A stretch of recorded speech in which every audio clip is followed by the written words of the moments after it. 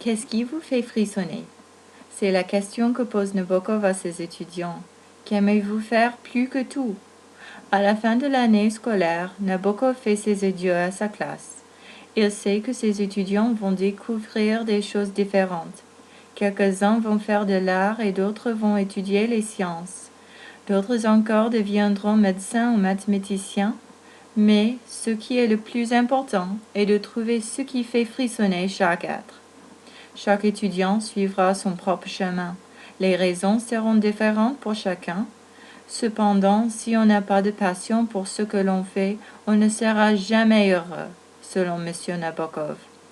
Si l'on poursuit une carrière juste pour l'argent ou le prestige, on ne sera pas complètement ouvert à ce que l'on fait.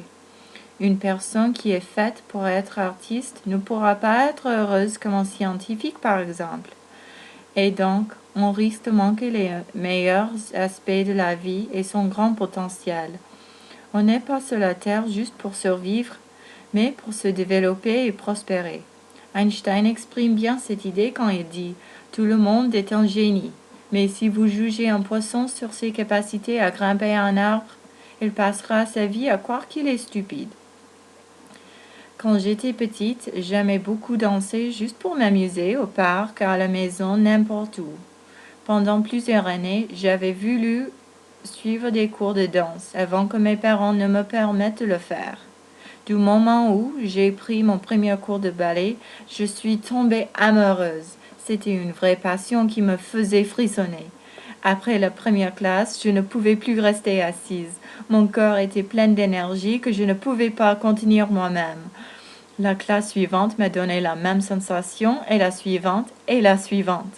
J'ai continué à suivre des cours de ballet et j'ai ajouté aussi des cours de claquettes, de la danse moderne et du jazz. C'était ma passion.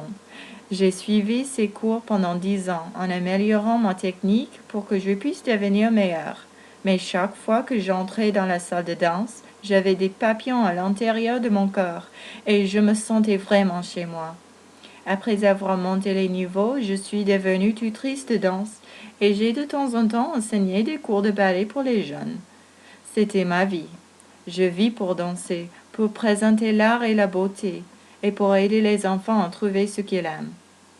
Eh bien, même après des années de travail et de pratique, je sens chaque fois le même enthousiasme, les mêmes papillons dans mon corps, et le même frisson que j'ai senti pour la première fois que je suis entrée sur la scène parmi les applaudissements du public. C'est à quoi je pensais quand j'ai lu les sentiments de Nabokov, et c'est, je crois, ce qu'il avait l'intention de dire. De faire ce que l'on aime vraiment, non pas pour juste vivre, mais pour apporter de la lumière dans un monde si noir. Merci.